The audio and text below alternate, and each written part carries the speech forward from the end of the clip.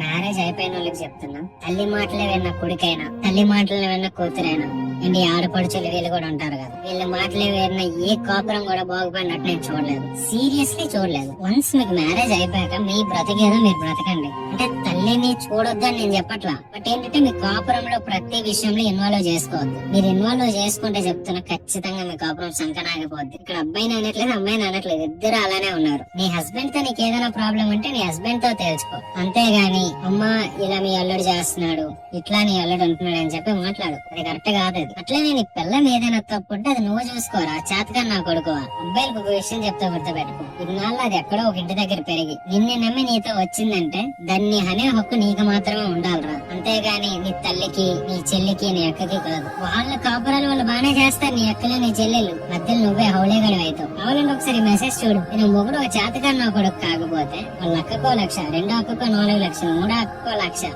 అరే నీకు కూతురు ఉంది, నీకు ఫ్యామిలీ ఉంది, నీ ఇది నువ్వు చూసుకోరా.